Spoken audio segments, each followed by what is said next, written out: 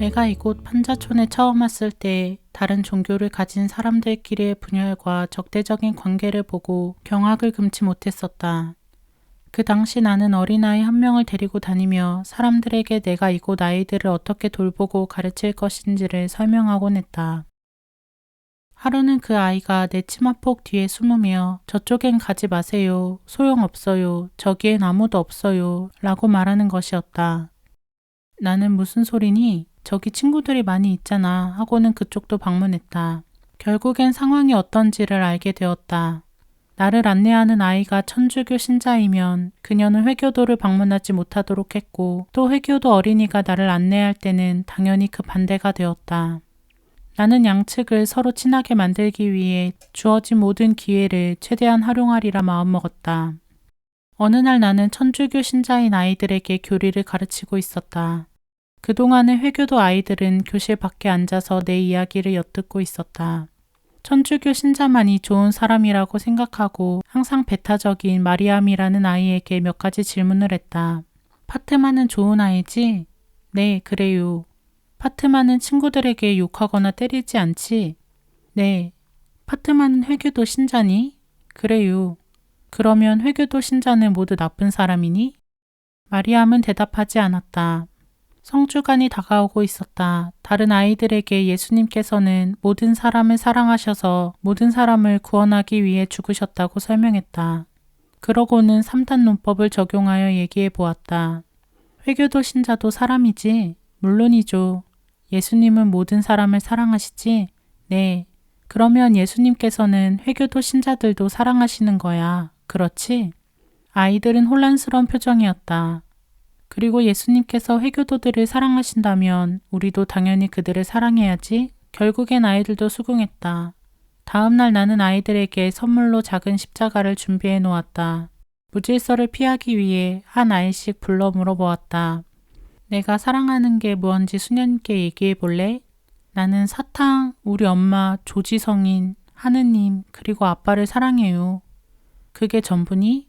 아니요. 내 동생도 사랑하고 사브리나도 사랑해요. 더 없을까? 그 아이도 내가 십자가를 주기 전에 어떤 대답을 기다리고 있다는 것을 알아챘다. 잠시 생각해 보더니 이제야 알겠다는 듯이 회교도도 사랑해요 라고 말하는 것이다. 잘했어요. 그 아이는 십자가를 손에 쥐고 자랑스럽게 돌아갔다. 다른 아이들은 문 밖에서 모든 걸 엿듣고 있었다. 저는 회교도, 사탕, 엄마, 성모님, 그리고 하느님을 사랑해요. 그 다음 아이부터는 이렇게 외워서 답하는 것이었다. 아이들은 십자가를 받고는 각자 행복한 얼굴로 돌아갔다. 아이들을 설득하기 위해서 너무 원시적인 방법을 사용했다는 사실에 웃지 않을 수 없었다. 그러나 무엇보다도 내가 모든 아이들을 똑같이 사랑한다는 것을 알게 함으로써 그들을 하나로 모으는 것이 중요했다. 하루는 이집트의 콥트 성당에 저녁 미사 드리러 갔다가 우연히 한 신부님을 만나게 되었다. 아, 넉마주의들의 수녀님. 오늘 저희 본당에 강좌가 있는데 수녀님도 오셔서 한 말씀 해주시죠. 청중이 많을 겁니다. 저는 아랍어를 잘 못하는데요. 무슨 상관입니까? 넉마주의들에 대해 이야기해 주십시오. 신자들에게 유익한 시간이 될 겁니다. 그래서 나는 강론대 앞에 서게 되었다. 내 뒤로는 12사도의 이콘이 늘어서 있어서 어쩐지 모든 게 잘 될 것 같았다. 나는 하느님이 보시기에는 넉마주의들도 이집트의 대통령만큼이나 소중하다는 것을 설명했다. 아직도 사람들은 넉마주의들에게 눈길 한번 주지 않은 채 그저 쓰레기만 툭 던져주기가 일수라고 말했다. 또 타향살이하는 사람들이 흔히 겪는 불행이지만 넉마주의들도 신앙생활에 있어서 냉담 상태라는 것도 설명했다.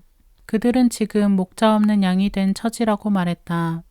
연설이 끝난 뒤에 성당 마당에서 몇몇 사람들이 내게 다가왔다. 수녀님, 우리도 넉마주의들을 만나고 싶습니다. 가서 그들에게 성서 말씀도 들려주고 성가도 불러주고 싶습니다.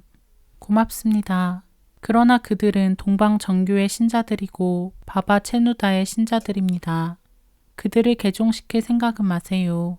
물론입니다. 우리는 나를 정해서 실행에 옮겼다. 진흙탕 길을 어렵게 더듬어 가야만 한다 하더라도 같은 형제를 찾아가 보는 일은 얼마나 좋은 일인가. 넝마주이들은 새로 오는 손님들을 맞이하기 위해 야단법석이었다. 돼지들을 한쪽으로 몰아넣고 벽에 못을 박아 파라핀 등을 걸어 놓았다. 석유 깡통을 뒤집어 의자 삼아 손님들을 앉게 하고는 그들 주위에 모여 앉았다. 그들은 조용히 성서 말씀에 귀를 기울였고 선창자를 따라서 기도를 바쳤으며 높은 음으로 함께 성가도 불렀다. 판자촌 방문을 주도했던 사람은 기분이 좋아서 어쩔 줄을 몰랐다. 나는 소그룹을 차례로 돌아보았다. 아, 오늘 밤 우리는 정말 축복을 받았어요. 넝마주이들이 밝은 얼굴로 속삭이는 것을 들었다. 겸손한 마음으로 사랑과 기쁨을 간직하고 이곳을 방문했던 사람들은 몸에 돼지 냄새가 배고 신발에는 똥이 묻은 채였지만 마치 날개를 단 듯이 발걸음도 가볍게 기쁨에 넘쳐 돌아갔다. 기쁜 소식을 전하는 이들의 걸음걸이는 얼마나 아름다운가. 나는 현 콥트 정교회 총대 주교님을 매우 존경한다. 몇 년 전 내가 교직 생활을 하고 있을 때 학생들을 데리고 이스탄불로 그분을 찾아 배웠는데 그분은 우리를 너무도 따뜻하게 대해주셨다. 그분도 하느님이 선택하신 인물이었다. 그분은 대학에서 신학과 여타 학문을 깊이 연구한 결과 많은 젊은이들이 추종하는 뛰어난 스승이 되었다. 그런데 어느 날 갑자기 종적을 감추었다. 어디로 가신 걸까? 유능한 엘리트들이 흔히 그렇듯이 돈과 명성에 끌려 유럽이나 미국으로 가버린 걸까? 그렇지 않았다. 소문에 의하면 그분은 사막에 있는 가장 엄격한 정교회 수도에 들어갔다고 했다. 수년간 사막에서 단식과 기도와 명상으로 생활하였다. 그러나 그분과 같은 빛은 영원히 돛박 아래에 숨겨진 채 있을 수는 없었다. 하루는 키릴로스 총대주교의 특사가 사막을 가로질러와 수도원의 문을 두드렸다. 그가 가지고 간 전갈은 단호한 것이었다. 그는 이제 진흙으로 된 방에서의 침묵 생활을 끝내고 소란스러운 도시로 돌아와야 한다는 것이었다. 그는 본인의 의사와는 상관없이 주교품에 오르게 되었다. 그러나 그 후에도 기회가 있을 때마다 그 수도원을 찾아가 침묵과 명상의 시간을 가졌다. 나지안즈의 그레고리오 성인이 표현했던 것처럼 그는 모든 것을 초월한 사람이었다. 키릴로스 총대 주교님은 내가 알렉산드리아에서 교직 생활을 하던 시절 학생들을 데리고 카이로시를 방문했을 때 몸이 많이 쇠약해져 있었다. 주교관에 도착하니 따뜻한 미소로 우리를 반겨주는 주교님이 계셨다. 여학생들은 그분 앞으로 나아가 그분의 손에 입맞추었다. 그러고는 내게 이분은 체누다 주교님이에요 하고 속삭였다. 저희는 바바 키릴로스 총대 주교님을 아련하러 왔습니다. 요즘은 면회를 삼가고 계시는데요. 나는 그 친절한 주교님에게 금방 친근감을 느꼈다. 좋습니다. 단지 여러분을 기쁘게 하기 위해 그분께 전화로 한번 여쭈어 보죠. 그것이 바로 미래 총대 주교님과의 첫 대면이었다. 그리고 그분은 고맙게도 키릴로스 총대 주교님을 아련할 수 있도록 주선해 주셨다. 바바 키릴로스는 지쳐 보였지만 기쁜 얼굴로 어린 학생들의 머리에 일일이 손을 얹어 축복해 주셨다. 그분은 나도 축복해 주셨다. 그로부터 3개월 후에 총대 주교님은 영원한 고향인 하느님 곁으로 돌아가셨다. 수많은 콥트교 신자들은 새로 탄생할 총대 주교님은 어떤 분이실까 하는 기대로 가득 찼다. 총대 주교를 선출하는 위원회는 성직자보다는 평신도의 수가 훨씬 많게 구성되어 있었다. 3명의 후보가 추천되고 그 중에서 1명이 뽑히는데 그 일은 초대교회 당시와 같이 성령께 맡겨진 일이었다. 모르코세아의 웅장한 성당에서 올려진 장엄한 미사 전례를 통해 수많은 신자들이 주님께 기도드리고 있었다. 후보 3명의 이름이 쓰여진 종이를 신자들에게 들어 보인 후 제대 중앙에 있는 작은 상자에 넣었다. 그 셋 중에 하나엔 체누다 주교의 이름이 적혀 있었다. 5살짜리 어린아이가 아장아장 제대 위로 올라갔다. 주례자는 허리를 굽혀 그 아이에게 상자를 열어 보인다. 그 아이의 토실토실한 손이 상자 안에 종이에 닿는 순간 신자들은 일제히 숨을 죽인다. 왜냐하면 이 천진한 아이가 집어드는 이름이 바로 주님께서 선택하신 분이기 때문이다. 그 순간 체누다의 이름이 성당 안에 가득히 울려 퍼졌다. 신자들은 기쁨에 넘쳐 열광적으로 환호했다. 그들의 미래 총대 주교는 성스러운 인물이었던 것이다. 새 총대 주교의 서품식 날짜가 다가왔다. 내가 받은 초대장에는 서품식이 오전 9시라고 적혀 있었지만 정보에 밝은 한 친구가 늦어도 7시까지는 가야 입장할 수 있을 거라고 충고해 주었다. 내가 도착했을 때는 이미 엄청난 수의 군중이 입구마다 떼지어 몰려 있었다.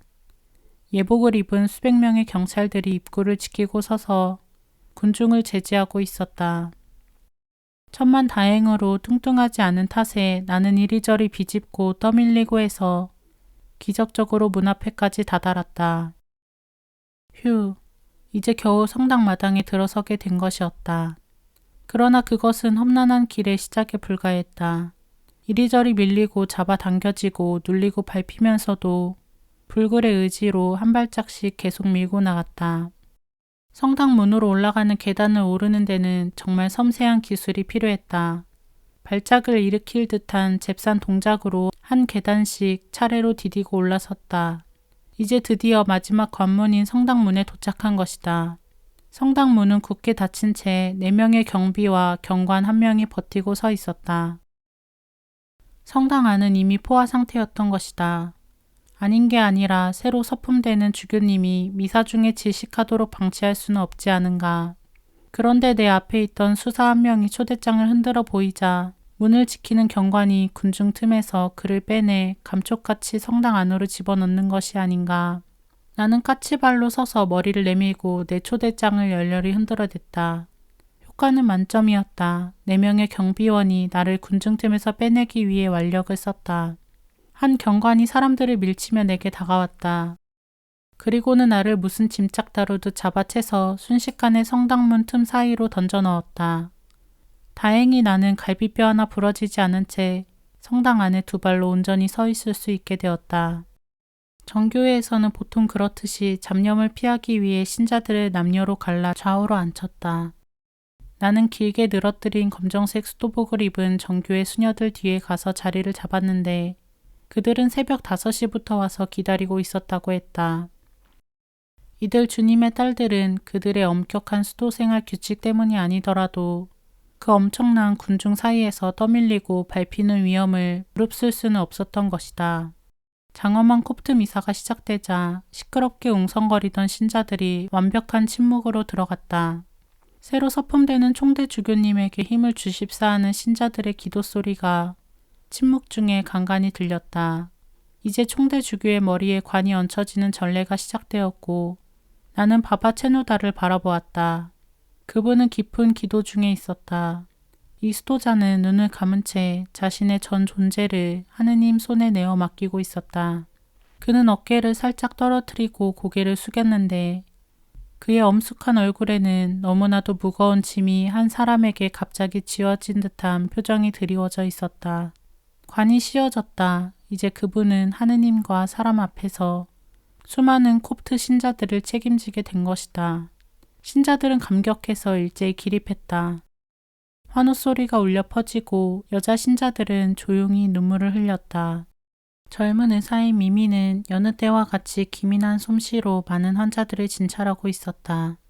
내가 하루 종일 열이 있고 몸이 쑤신다는 것을 미미도 눈치챘다. 나를 진찰해 보더니 아주 엄격한 처방을 내렸다. 수녀님, 오늘은 여기서 주무시면 안 됩니다. 아주 안 좋아요. 아직 확실히 말씀드릴 순 없지만 일단 수녀원으로 가셔야 해요.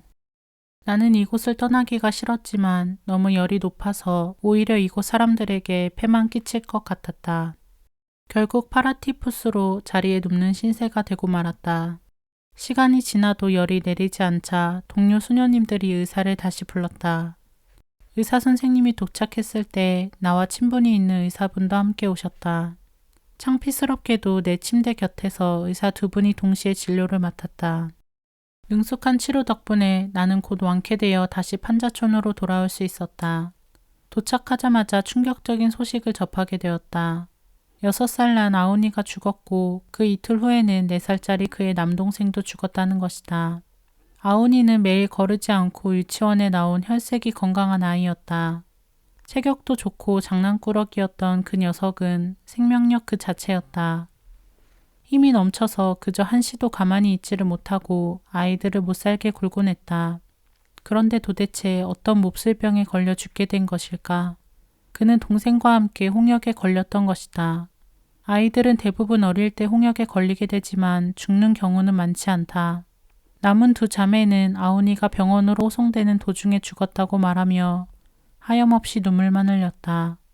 그리고 동생은 집에 남겨진 채 숨을 거두었다고 했다. 바로 그때 공교롭게도 나는 의사 두 분의 치료를 받고 있었던 것이다.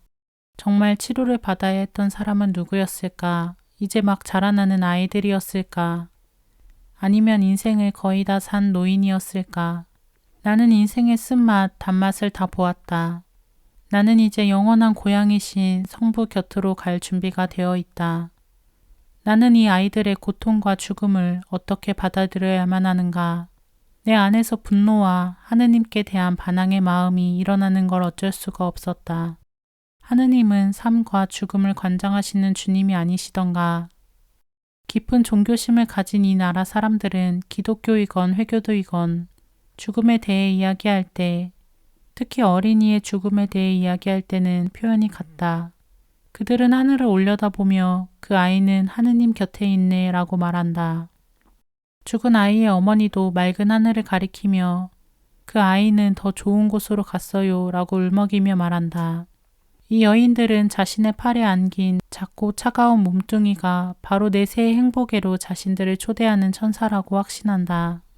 비가 억수같이 내리는 바람에 판자촌의 골목길은 발목까지 쑥쑥 빠지는 수채 구덩이가 되어버렸다.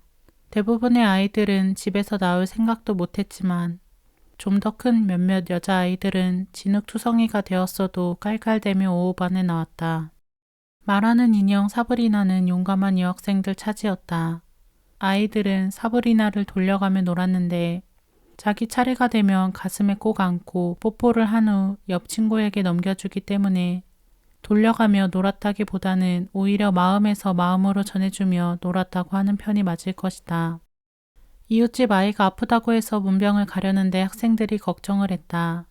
수녀님, 진흙탕에 넘어지실 거예요. 그렇지 않을 거야. 너희들이 도와줄 거니까. 그렇지? 나는 여학생들의 부축을 받아 문병을 나섰다. 그날 저녁 내 오두막에 들어섰을 때 바닥에 꿈틀대고 있는 허연 구더기떼를 보고 기겁을 하고 말았다. 그것들은 사방에서 스물스물 기어다니고 있었는데 판자로 된 벽 쪽에 특히 많았다. 도대체 어디서 나타난 것일까? 밖에 나가보았더니 문 앞에 돼지똥이 널려 있었고 수천 마리의 구더기가 그 위에서 꿈틀거리고 있었다. 비가 많이 온 덕택에 새 생명을 얻은 구더기들이 주변 환경을 살펴보기 위해 내 오두막에 탐사부대를 파견한 것이었다. 이 반갑지 않은 방문객들을 저지시키느라 DDT도 뿌리고 끓는 물이나 석유도 뿌려보았다. 그러나 구더기들은 계속 꿈틀거리며 나를 조롱하고 있었다. 구더기들과 전쟁에서 패한 나는 풀이 죽었다. 그런데 밤에 잠자는 동안에 내 침대로 기어오르면 어쩌나 하는 생각에 정신이 바짝 들었다.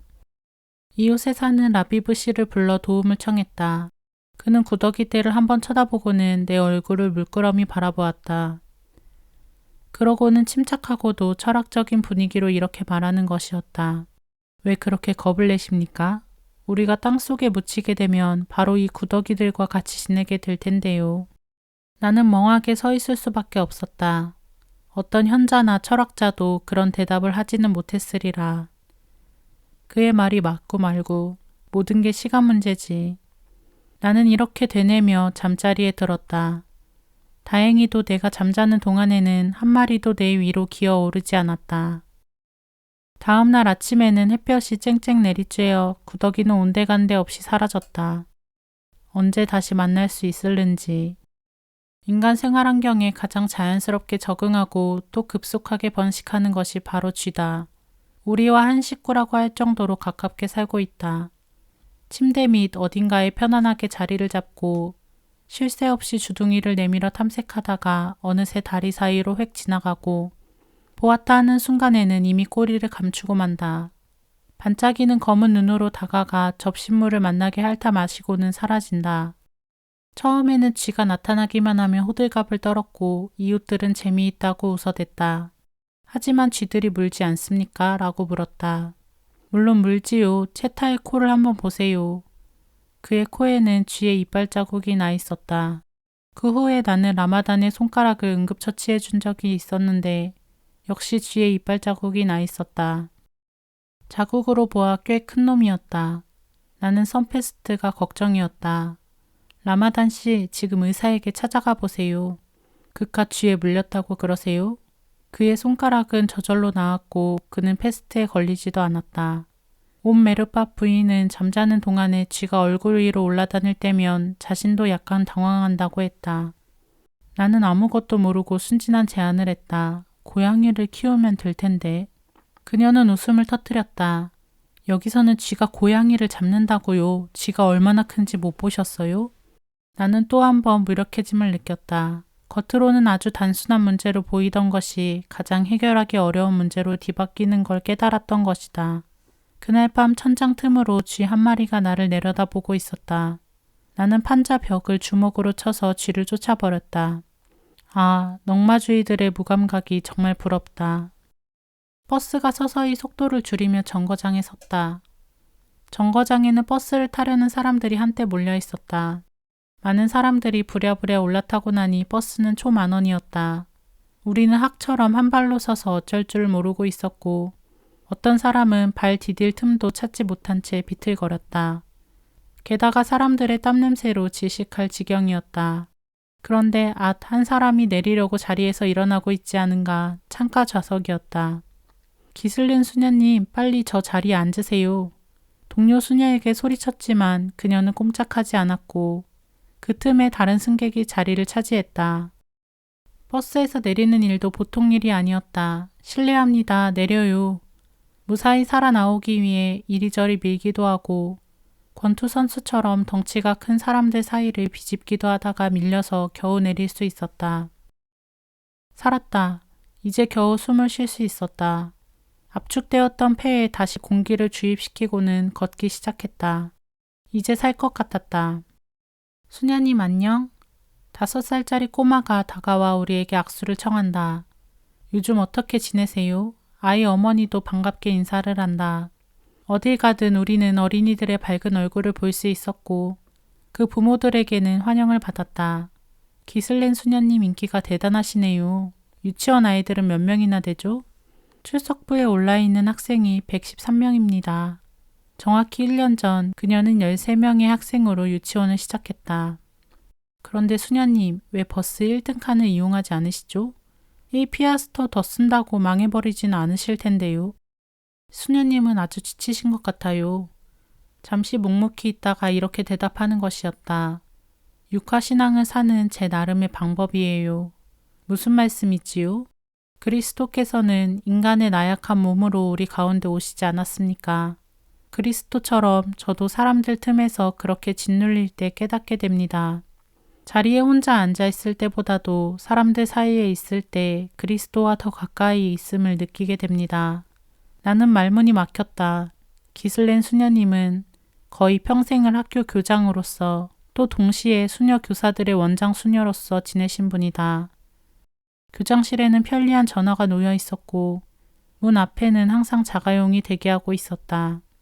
무슨 중요한 모임이나 일이 있어서 급히 외출할 때는 몇 분 후에 외출해야 합니다. 기사 아저씨에게 말해주세요. 하고 수의실에 연락만 하면 되었다. 수도원의 식당에서도 원장 자리에 앉기만 하면 즉시 당연하고도 마땅한 서비스를 받을 수 있었다. 수도복은 매일 아침 깔끔하게 다림질이 되어 방에 준비되어 있었으며 그분의 방은 항상 먼지 한 톨이 없이 깨끗이 청소되어 있었다. 그러나 지금은 만일 당신이 마타레아에 있는 기슬렌 수녀님의 작은 아파트를 찾아간다면 그분이 앞치마를 두른 채 직접 나오셔서 밝은 얼굴로 당신을 맞을 것이다. 그분은 이제 막 청소를 끝내신 것이다. 저녁에는 잠자리에 들기 전에 손수 빨래를 하신다. 수녀님은 이제 당신이 사랑하는 어린 장난꾸러기들과 함께 생활하고 있다. 부인들을 위해서 얼마 전에는 재본 교실도 시작했다. 앞으로 유아 보호실과 독서실도 운영할 계획이라고 했다. 기슬렌 수녀님에게는 이 모든 것이 바로 육화신앙을 살아내는 것이다. 나는 콥트교 친구들에게 배울 점이 아직도 많다. 필요할 때마다 그들은 내가 똑바로 서도록 도와준다. 넝마주의들과 함께 살기 시작하던 초창기에는 정말 정신없이 지냈다. 새벽 미사를 드리고 와서부터 곧바로 어린이들을 돌보고 그 다음에는 병자들을 방문한다. 점심 식사 후에는 여학생들을 가르치고 그 후 밤 10시까지 문맹인들을 위한 글공부 교실이 계속된다. 저녁 식사를 적당히 먹은 후에는 곧바로 꿈나라로 들어간다. 이렇게 매일매일을 지냈던 것이다. 일 때문에 기도 시간을 모두 빼앗긴 것이다. 가르멜 수도원에 가서 주일 새벽 미사에 참여할 때가 기도와 성서 묵상의 유일한 시간이었다.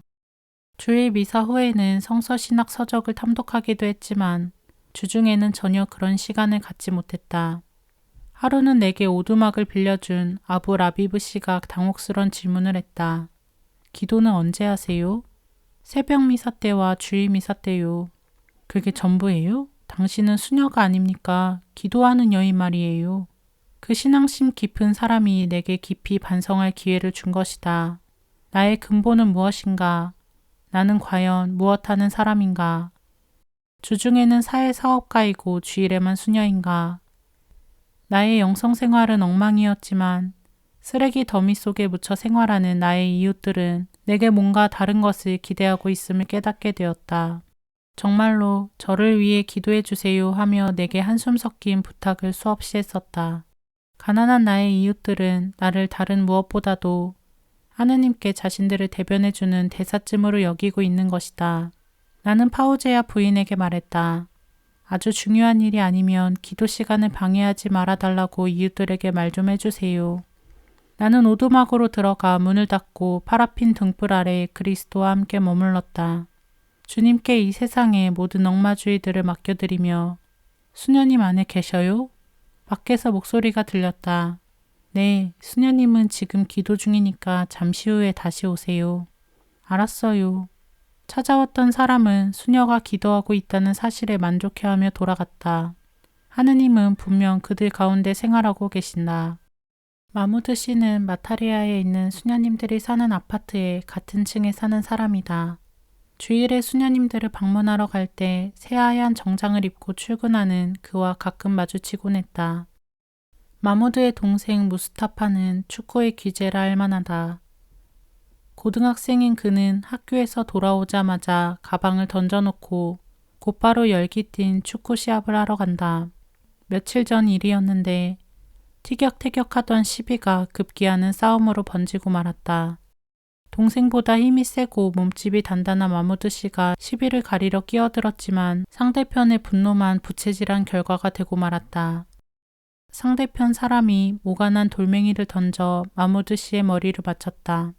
그는 바닥에 쓰러졌다. 머리가 깨지고 그 상처에서 흐르는 피는 그가 입은 새하얀 양복을 붉게 적시며 바닥에 뚝뚝 떨어졌다. 순식간에 축구하던 사람들은 자취를 감추고 이웃 여인들과 아이들만이 남아 비명을 질렀다. 경찰과 구급차의 사이렌 소리가 들렸다. 마무드 씨는 의식이 희미한 상태로 병원에 호송되어 포도당 주사를 팔에 꽂고 머리에 온통 붕대를 감은 신세가 되었다. 그는 닷새 후에 퇴원했지만 2주 정도 더 요양을 해야만 했다. 내가 문병 갔을 때 그는 아직도 창백하고 힘이 없어 보였는데 내게 이 어처구니 없는 일의 자초지종을 설명했다. 당신을 이렇게 만든 사람은 어떻게 됐나요? 경찰이 잡았나요? 아니요. 그 사람을 고발할 생각은 없습니다. 그렇지만 마무드 씨, 그 사람은 다른 사람에게도 또 그런 짓을 할 텐데요. 그는 온통 붕대로 감은 머리를 힘없이 저어 보였다. 엷은 미소를 머금은 그의 얼굴에서 사랑을 읽을 수 있었다. 아닙니다. 그를 고발하지 않을 겁니다. 그는 자신이 무슨 짓을 하는지 모르고 있었습니다. 2000년 전 십자가에서 숨을 거두시던 분은 목맨 소리로 아버지, 저 사람들을 용서하여 주십시오. 그들은 자기가 하는 일을 모르고 있습니다. 하고 애원하셨다. 골고타 언덕에서 일어났던 일에 대해 전혀 알지 못하는 이 사람의 입을 통해서 나는 지금 그분의 메아리를 들은 것이다. 성령께서는 어디에든 누구에게든 사랑을 불어넣어 주신다. 판자촌의 주말 캠프를 준비하느라 마타레아에 있는 아파트에 묵고 있을 때였다. 이번 일요일에 할라와가 들어옵니다. 3kg 정도 빼놓았다가 드릴까요? 식품점 점원이 물었다. 그래 주시면 고맙죠. 야호, 운수 대통이다. 드디어 한라와 3kg가 긴 소시지 모양의 자루에 담겨 도착했는데 나는 그것을 뿌듯한 기분으로 바라보고 있었다. 앞으로 여러 날 동안 영양 보충을 할 수 있는 음식을 비축하게 된 것이다. 그렇지만 다른 사람들은 어떤가? 하루에 50g 정도밖에 구할 수 없는 많은 가족들이 생각났고 또 내가 3kg 구입해 물건이 모자라서 구입하지 못하게 될 다른 많은 가족들이 염려되었다. 이봐, 이 늙은이야. 이제 어떻게 할 셈이야. 내 소시지를 다시 가게에 돌려줄까? 아, 그렇지. 주말 캠프다. 아이들이 한라와 샌드위치를 얼마나 좋아할까. 영양 보충도 될 테고. 이 세상의 물질적인 것을 함께 나누기 위해서는 마음이 흐트러지지 않도록 항상 경계를 게을리하지 말아야 한다. 방금 바실리오 성인의 엄한 가르침을 읽었는데 그분의 말씀이 내 가슴 속에 사무쳤다. 너의 집에 먹을 빵이 남아있으면 그것은 배고픈 자들의 것이다. 내 옷장에 여벌로 걸려있는 옷은 헐벗은 자들의 것이다. 잘 신지도 않는 내 신발은 불쌍한 맨발의 거지들 것이다. 내가 꽁쳐놓은 돈은 바로 가난한 자들의 것이다. 자선을 베풀 수 있는 능력이 있는 만큼 그대는 부정을 저지르고 있음을 명심하라. 내 옷장을 열어보았다. 별것 없었지만 여벌로 남겨놓은 작업복 겉옷이 하나 걸려 있었다. 이것을 받게 될 이웃의 어느 부인은 얼마나 기뻐할까. 그녀의 것은 해진고 투성이일 테니까. 바실리오 성인님 어때요? 잘 결정했지요? 내 귀에 작은 속삭임이 들렸다. 이보게, 자네 스웨터는 안 보이나? 맙소사, 밤에 외출할 때 걸치라고 오래전에 선물 받은 하얀 숄이 하나 있었다. 바실리오 성인님, 왜 언짢은 표정이세요? 또 무슨 잔소리를 하려고 그러십니까? 낮에 외출할 때 걸치는 검은 숄이 있지 않나. 밖에 나갈 때 너는 꼭 하얀 숄을 걸치고 나가야 하겠는가? 그 말이 맞습니다, 바실리오 성인님. 파우제야 부인이 그 하얀 숄로 갓난아기를 덮어주면 보기 좋을 거예요. 하지만 이젠 그게 전부죠? 그렇죠? 저 두터운 양말들은 어떤가? 정말 너무하시네요. 저것은 불과 며칠 전에 선물 받은 거예요. 밤이면 이곳이 얼마나 추운지 잘 아시잖아요. 겨울엔 감기나 기관지염에 걸릴 위험이 많다고요. 기관지 폐렴에 걸리면 난 죽는다고요. 그 사실이 조금도 마음에 걸리지 않는단 말씀이에요? 내가 신던 양말은 어쩌고. 이젠 버려야 될 지경이라고요. 그렇다면 수선을 하지 그래. 그러면 될 거야. 그리고 잊지 말 것은 수선한 양말은 자네가 갖고 새 것을 내놓게. 성인들과는 도무지 타협이 있을 수 없다. 온 마크란 부인은 그 두터운 양말을 받아 신고는 눈물을 흘렸다. 내 루머티즘에 도움이 될 거예요. 관절이 얼마나 쑤시는지 상상도 못 하실 거예요. 잔혹한 겨울이 왔다. 담요를 2개 덮고 잤기 때문에 심하게 고생하지는 않았다. 그런데 밖에 나와보니 파우제야 부인이 추위에 입술이 새파래져 있었다. 지난 밤은 지독히 추웠죠. 우리 식구는 모두 덜덜 떨었어요. 여기서는 흔히 그렇듯 온 식구가 한 침대에서 웅크리고 잠을 잔 것이다. 파우제야의 가족이 덮을 것이라고는 조각조각 짜집기한 얇은 담요 한 장뿐이었다. 나는 다시 안으로 들어와 담요 한 장을 가지고 나왔다. 내겐 담요가 2장이에요. 큰 것을 한 장 드릴게요. 내 걱정은 마시고요. 그러고 나서 남은 한 장의 담요를 반으로 접어 양쪽에 천을 대고 꿰맨 후 그것을 덮고 흡족한 마음으로 잠자리에 들었다. 바실리오 성인의 강복을 청하면서 잘 드는 칼은 이곳 사람들의 일상생활에서 소중한 필수품이다. 나도 하나 가지고 있다. 한 번은 어떤 부인이 교실에 갑자기 뛰어들어와서 말했다. 빨리요, 칼 좀 빌려주세요. 급해요. 잠깐만요, 진정하세요. 지금 수업 중이에요. 지금 빨리 주세요. 어서요. 그녀는 내 칼을 받아 들고는 황급히 뛰어나갔다. 얼마 후 그녀는 슬픈 표정으로 칼을 돌려주러 왔다. 이미 늦었어요. 그놈은 죽어버렸어요. 그녀는 힘없이 돌아갔다. 나는 염려가 되었다. 파우제야, 칼을 달라느니 죽었다느니 하는데 도대체 무슨 일이에요? 네, 그래요. 그 여자는 돼지 한 마리를 잃었어요. 돼지가 아픈 걸 알게 되면 그 돼지는 빨리 잡아야만 고기를 건질 수가 있어요. 일단 죽어버리면 고기로 쓰지 못하고 그냥 내다 버려야 하거든요. 그러면 큰 손해를 보게 되잖아요. 돼지는 죽기 직전에 잡아야 한다는 이론에 대해서는 잘 이해가 되지 않는다.